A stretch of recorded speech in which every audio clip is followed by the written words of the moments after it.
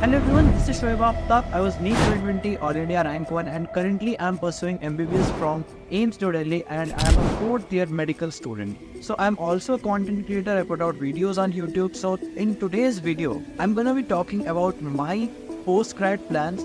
मैं पीजी में क्या करने वाला हूँ. So basically I'll be telling about why I'm choosing to go to the US for my post graduation.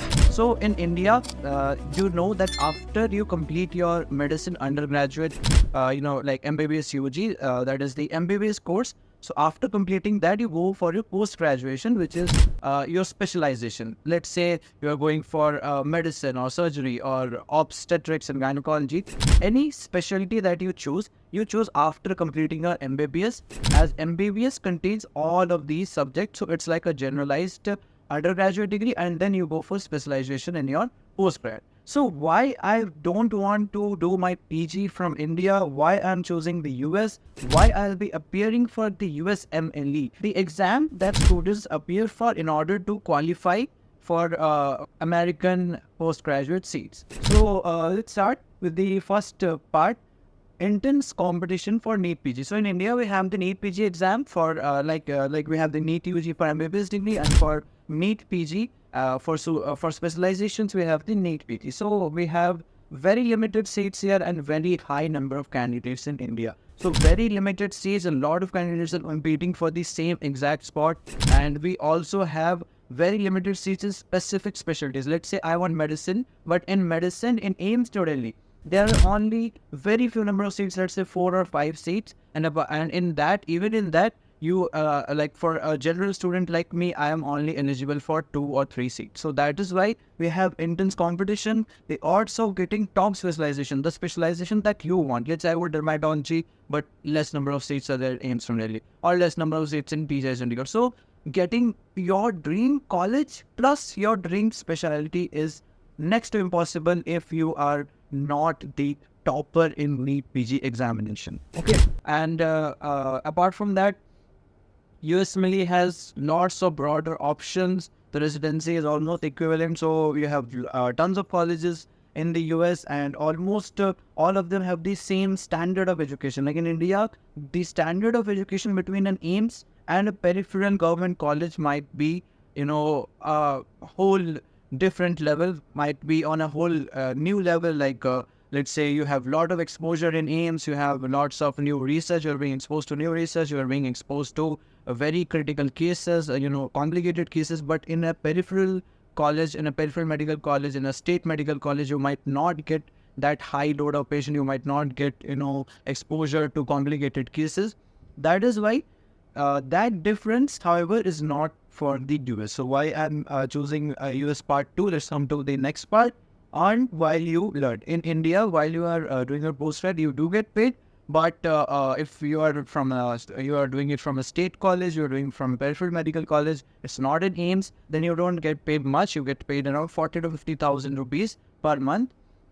But in the US, in the whole year, you get up to 50 to 60 lakhs. That's around 4 lakh per month. That much you will be getting paid while you are doing residency. Residency is the post-grad part, which they call it in the US. Okay, then coming to the next part, greater range of specializations and opportunities in the US. US residency options are really well funded. Then you get a lot of patient exposure, you get a lot of research exposure, because a lot of groundbreaking research is being done. I also recently I went to the Johns Hopkins Institute, which is the best kind of like equivalent to, let's say you have AIMS in India, so kind of equivalent to that you have Johns Hopkins in the US. So I recently went there, I went for research elective. I saw that the level of research that they're doing, the level of journals that they're getting published into, that is a whole new level, that's a whole different level. So it's kind of the best in the world, or at least one of the best in the world. So you have the opportunity to work there, you have the opportunity to do research there, and you have to and you have the opportunity to deal with the advanced technology there. Okay, so apart from that, a lot of highly competitive specialties which might be hard to get in India because of the intense competition. So many people are fighting for that same seat, but that's not the case in US. You have lots of you have lots of options, you have lots of flexibility, lots of programs, various people are always they're trying to support you. People are always they're trying to get you into those fellowship options. Fellowship is like the super specialization, equivalent to super specialization in India. Okay, coming to the next part, financial incentives and career growth in the US. In India, after you complete your postgrad, when you become a consultant, when you enter into, go for a private job in any hospital, then you start with a pay that's very, very low as compared to the US, because you start with somewhere around, let's say, 1 to 1.5 lakhs per month in India. In almost all of the specialties, maybe radiology, you can start a bit higher, let's say 2 to 2.5 lakhs per month.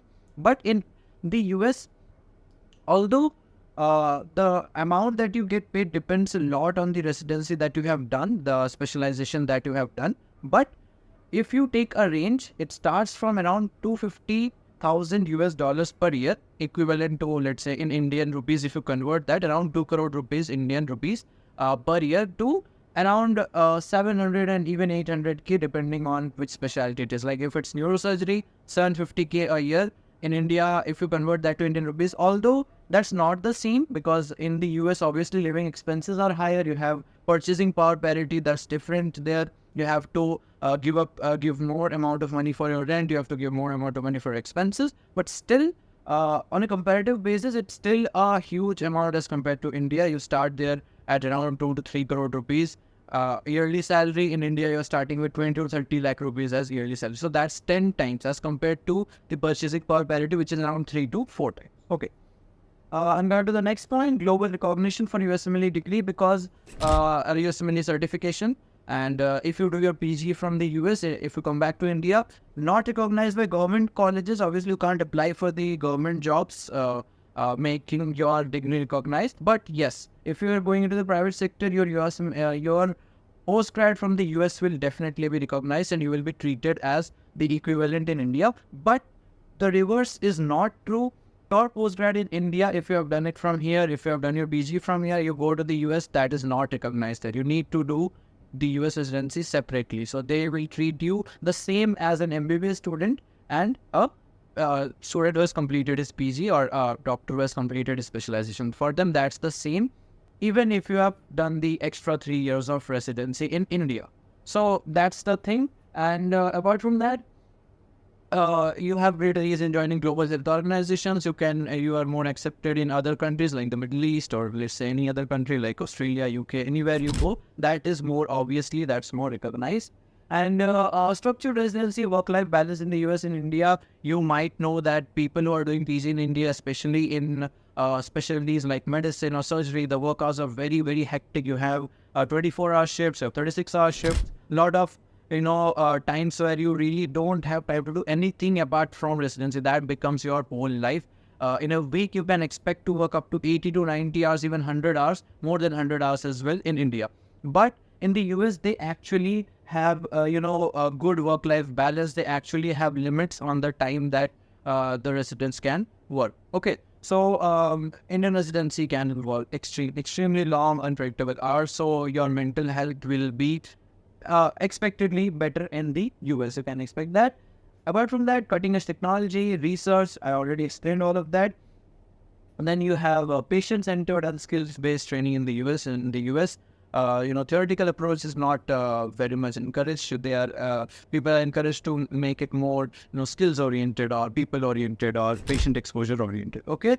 Then we have challenges of USMLE. However, these were all the pros that I said, the main reasons why I'm going to the US for my postgrad. But let's come to the challenges as well. High cost, definitely. If you're from India, if you're in India, you are from middle class background, you need to be able to afford around 30 lakh rupees, 25 to 30 lakh rupees for your full USMLE journey. If you want to do postgrad in the US, you have done your MBBS from India, you need to have 25 to 30 lakh rupees.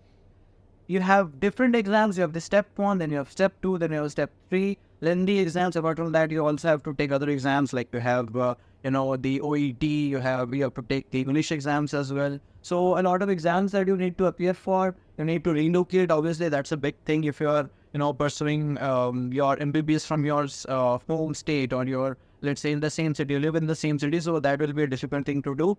Residency match process is lengthy. Residency match process is also competitive. visa related hurdles. A lot of people face visa issues. A lot of people get their visas rejected. Rest everything like exams and all, they have got it all sorted out, but they face issues while applying for visa. Okay. Then getting clinical rotation, because you need US clinical experience to be able to apply for the match process. So getting that US clinical experience is also, tough, and it will be really helpful in the match process if you get actual clinical exposure in the US. Okay. Apart from that, you have the Miles US pathway that you can definitely check it out. Miles US pathway is designed in such a way that students will be doing 2 years of clinical rotations in the US hospitals, and it will enhance their chances of getting residency matched. So I think that was it. I summarized all of that. We'll have another separate video. We'll have more creators coming into this channel, putting out more videos about the whole match process, the residency process, the visa stuff, about how Miles US pathway can help you. Will be getting a lot of detailed videos. This was just a overview. Expect more such videos. Do subscribe if you like this video, and like the video as well, and share it with your friends. So just wait in the next video. Thank you. That's all for today. Bye bye.